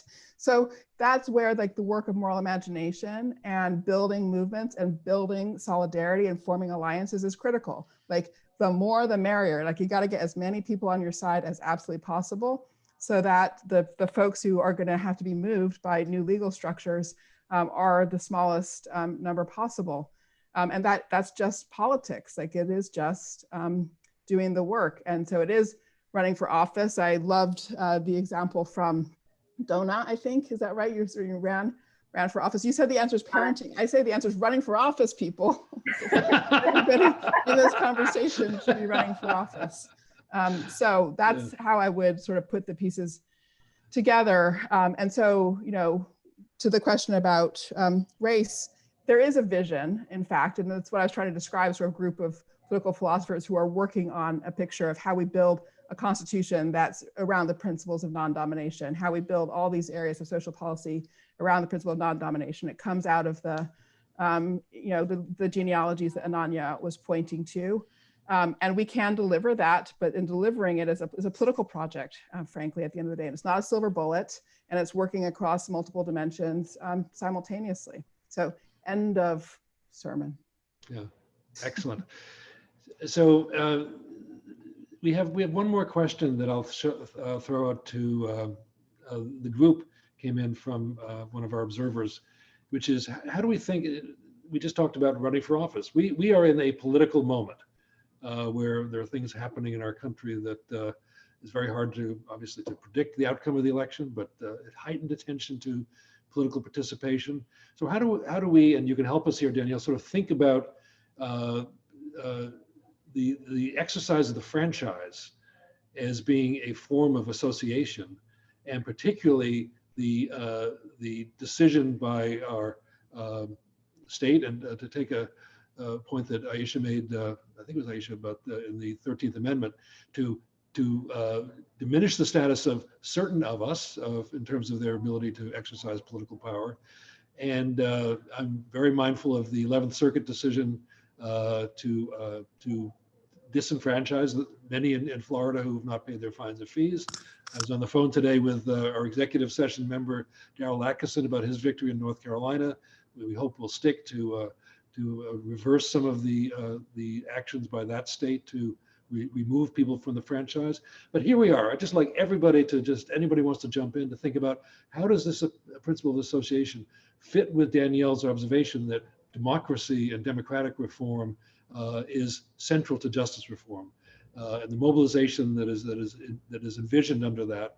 And just would love to end our time together thinking about our democracy and the social contract. Anyone have a thought on that?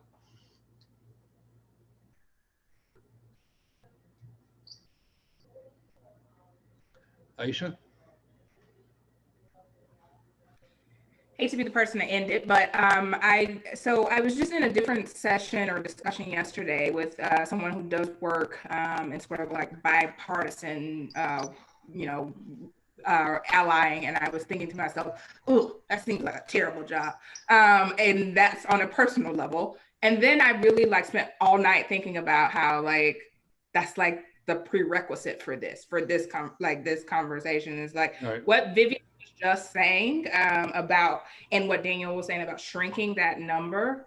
There's no way we can shrink that number until we actually engage in democratic work, which includes engaging folks who have really, really, really disparate beliefs and belief systems, or don't see the world in the way that we do. And so I think it's critical to reform, because I think there are narratives even that the most progressive or liberal folks can tell themselves about why you don't engage, that myself included, which ultimately allows us to not push that reform forward with folks we think it's not going to work with. So I think it's critical. I think it's a core component. Hopefully someone else can chime in. Anyone else want to, Hetty, you want to add an observation?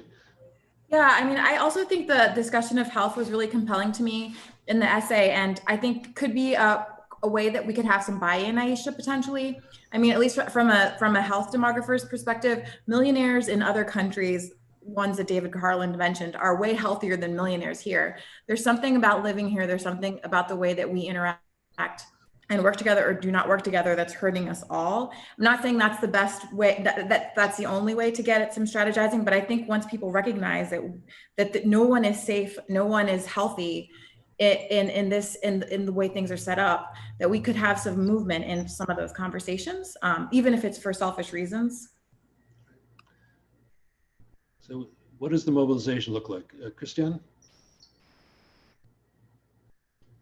I guess just to kind of touch on the democratic question and this ideal of how we can, mobilize and change the political and social dynamic, kind of going back to trying to change our social structure as far as the hierarchy is concerned.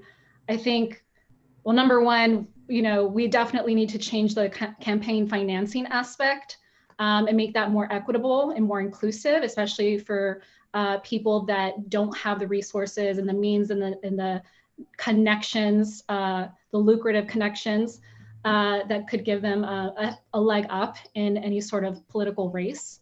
But I think the more that we try to create a model that is horizontal, where everybody is on even ground and no one is taking advantage of their social and economic status, because absolutely in the world of politics, especially the way our representation looks right now, that's exactly what is happening. And so I think we need to not be shy about re-envisioning and remodeling what leadership needs to look like. And I think the more horizontal it is, the more that we'll see racial equity and racial representation in the picture.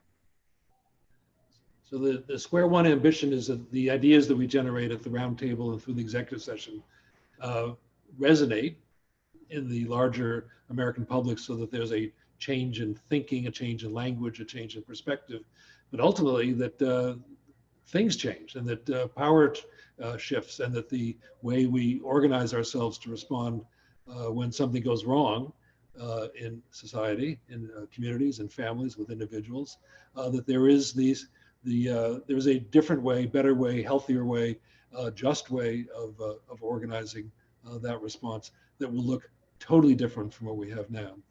So I'm about to hand it over to Bruce to give us some final observations.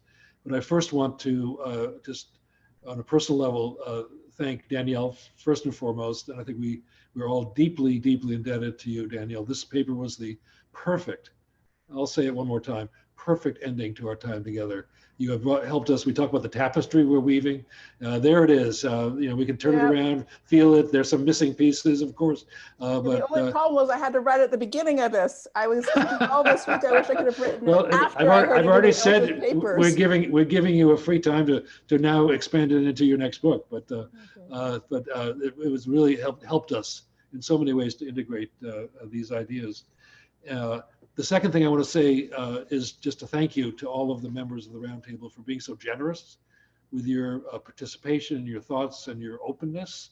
You're willingness to listen to each other and engage in some very, very difficult, challenging, but really, really important topics. So on behalf of the larger enterprise, I want to say thank you. But to close out, I was trying to think what would be a perfect close before turning it over to Bruce. And you know that the Square One tagline is the hashtag about this, reimagine justice. So that's what we're all about. We're reimagining. So this is a project of reimagination. Danielle has taken us a big step in that direction. So with your permission, Danielle, I'm going to read as we close out the second paragraph from your paper. Everyone read it, but it is now perfect. Nor can one modify justice. We do not seek, and this is in air quotes, healthy justice or fair justice or successful justice. Justice itself is simply all of those things if it is justice at all. Boy, you have a way with words. Okay. That is, justice delivers well-being, supports healthy communities. It embodies and enacts principles of fairness. It successfully addresses the needs of all entangled in an act of wrongdoing. The victim, that was for you, Aswad, the victim, the wrongdoer, and the community. The word, quote, justice, end quote, itself without modification names all these goals, consequently articulating the goals of a reform effort, which is what we're doing in this domain of policy, is harder, we know that, than in other substantive domains. Nonetheless, such an articulation is critical to achieving alignment and effort across the many constituencies pursuing reform. The right and fair administration of justice is the backbone of legitimacy for any state or political order. So can I hear amen? There we are. Thank you, Danielle. Bruce, it's off to you.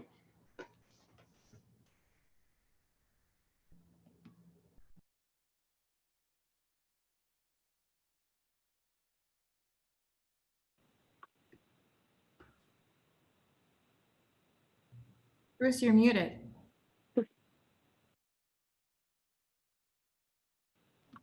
You are still muted, Bruce. Okay, there you go. What I just said was so profound, and it was just for me here in my office. But this has been yet another extraordinarily rich discussion, and it's really been quite an amazing process, and I'm so grateful to every single participant who's just given so much to the conversation we've had over the last month.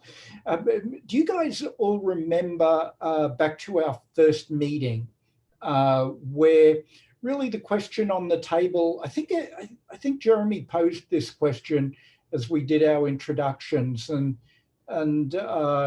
he was asking, are you feeling optimistic or pessimistic? And Vivian definitely, I think, sort of channeled that question that was initially posed in her comments. And in this whole discussion today, I think we're sort of grappling with that. Can we feel optimistic or are we pessimistic? And Danielle's paper has given us a framework for wrestling with that question.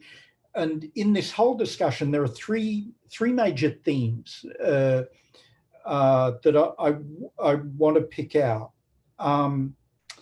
And the first is this social solidarity that we have talked about over the past hour or so, and over the past month. You know, this is the opposite of alienation, right?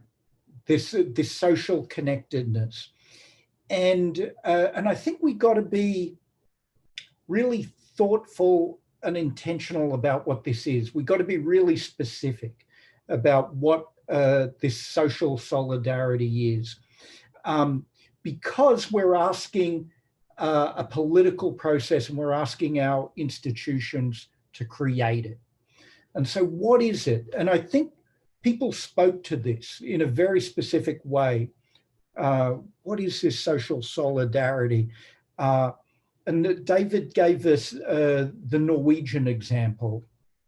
Nils Christie said of Anders Breivik, he's one of us. So this social solidarity at some level is feeling like our neighbors are one of us.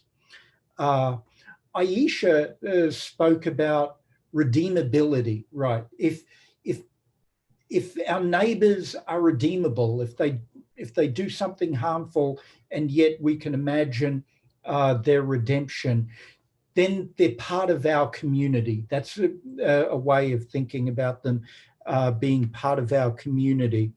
The health lens that Danielle introduced as a way of thinking about human flourishing and connection, I think, is also a way of thinking about this social solidarity that joins us together. It's a social product, this human flourishing, and Heather spoke about this, and Kima spoke about this, and Hedy did as well. And I think when we talk about health, what I hear is, you know, not just being in good physical health, though it includes that, but it is also talking about our capacity for human creativity and our capacity to engage in loving relationships. These are all of the elements of health and human flourishing that are part of the connection among us. But there are threats to solidarity, and that's what we spent a lot of time talking about in many ways. And what are these threats to solidarity, and can they be overcome? Number one, very deep economic inequalities. Christian spoke to this. And of course, violence. Chaz says, is anyone outside of this circle of social solidarity? What about people who have violently harmed others? That seems really difficult to surmount in politics and public policy.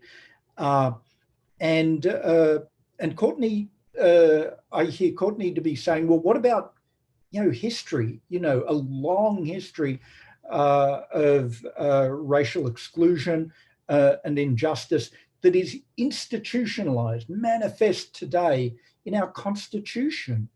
So these are the threats to solidarity that I heard. And they're all forms of alienation, I think, to use Danielle's language: economic inequality, violence, an institutionalized history of racial exclusion. And then Vivian put the point really pointedly and said, well, maybe America's different. Maybe American exceptionalism is so threatening to the project of social solidarity. You know, that she was saying that's the source of my pessimism right now. So that's point number one. What does social solidarity consist of?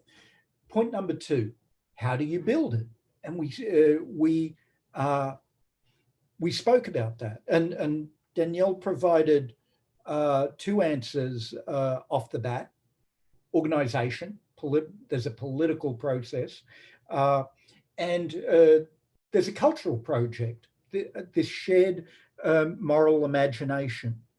So organization, we unpacked that a little bit. What does that mean?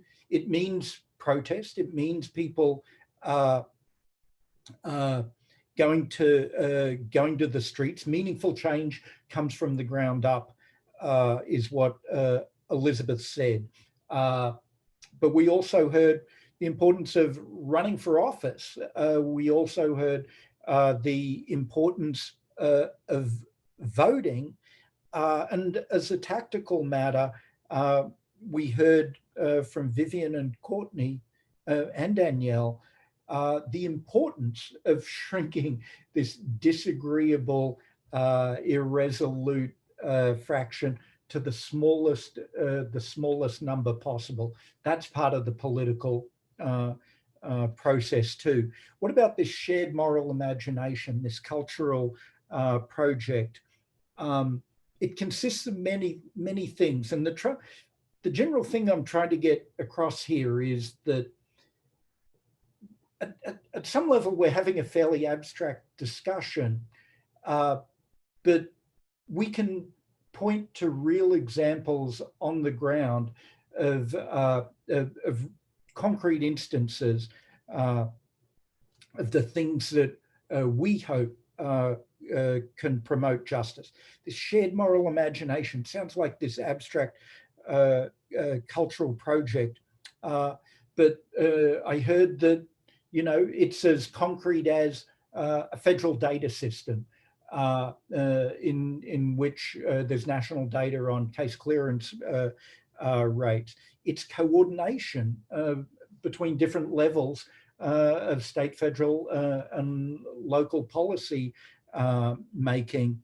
And Hetty's point, which I thought was brilliant, it's collective fate. The fact that the poor health of millionaires is in some way connected to the poor health of some of the most disadvantaged members in our society. As a country, we are not well. As a collective, we are not well. So that was the second point. How do you build solidarity? And Black Lives Matter.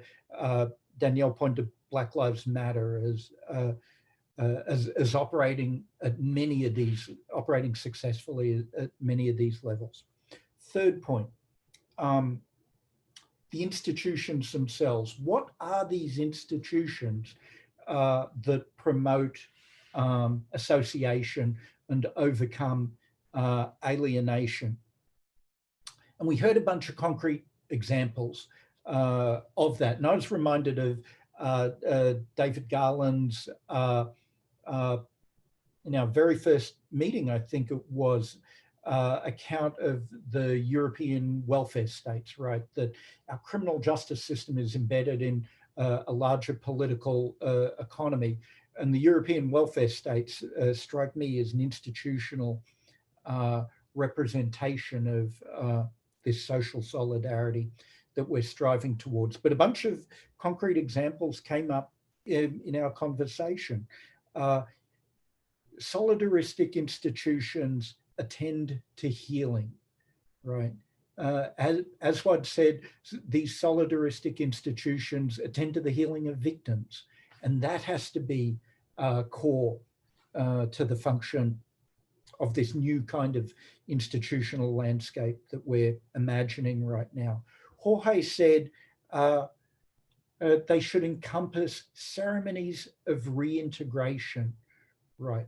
And we don't have that. We have these degradation rituals in our criminal justice system. But we need ceremonies of reintegration, channeling Shad Maruna.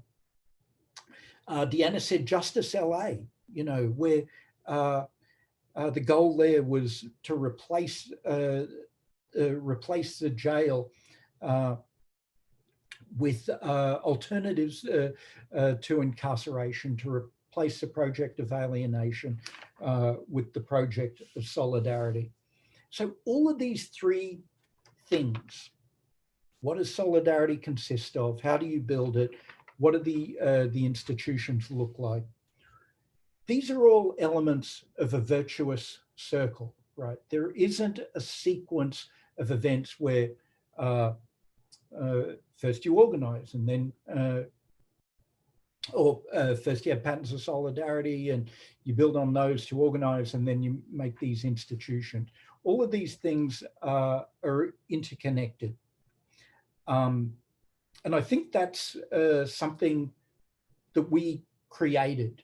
That's an idea that we created in this conversation and over the course of the roundtable, this idea of a virtuous circle that involves solidarity, a political process of organization and cultural imagination, and the creation of institutions that heal and restore and draw people in and don't cast them out, don't make outlaws of them. Optimism, pessimism, but the question is, should we be optimistic or pessimistic about the prospects of the creation of such a virtuous circle? Is American exceptionalism, is the weight of history so heavy in this country that we can't escape the logic of exclusion and injustice that we've created for ourselves? I would say this: there are real examples of associative institutions that came up in our discussions.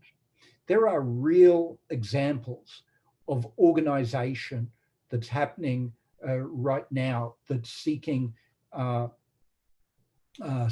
to overcome this exclusionary system of police and prisons and courts. And just on organization, there's this quote that's been in my head that I love it from Ta-Nehisi Coates, and a pundit asked quotes, "Oh, it's fine if people protest, but will they go out and vote?"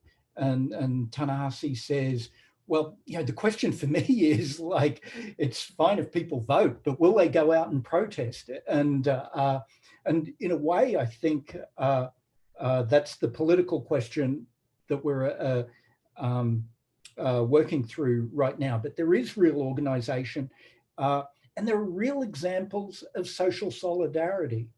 And Norway is one. David Garland pointed to it.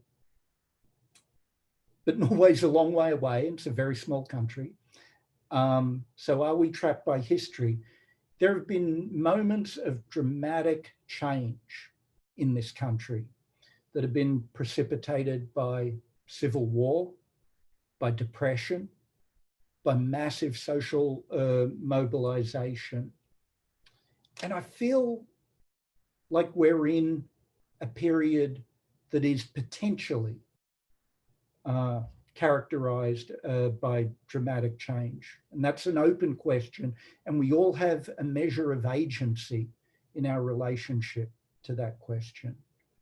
And that's where I'd like to leave today's discussion.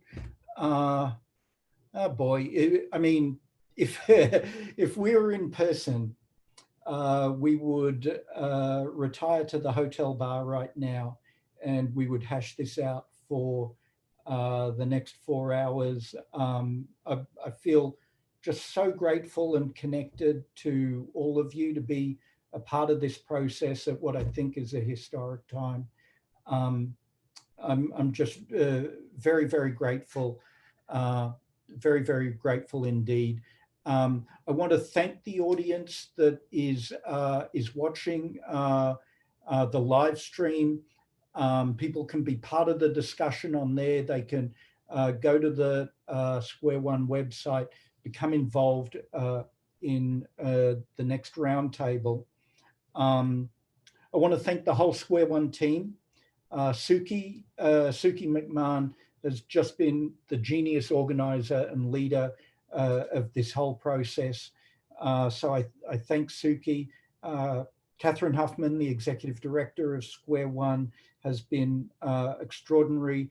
I think I couldn't have done any of this. I wouldn't have done any of this but for my great friendship and collegial relationship with Jeremy Travis, who I think is a national living treasure to the world of justice reform. Anamika Dwivedi has been an extraordinary member of the team. Madison Dawkins, Evie Lopo have all been behind the scenes making this all happen. I'm so thankful to all you guys. This isn't the end of anything. This conversation among us will certainly continue. Another Square One Roundtable will be held next year. It's on the theme of values, and I hope you can join us for that conversation.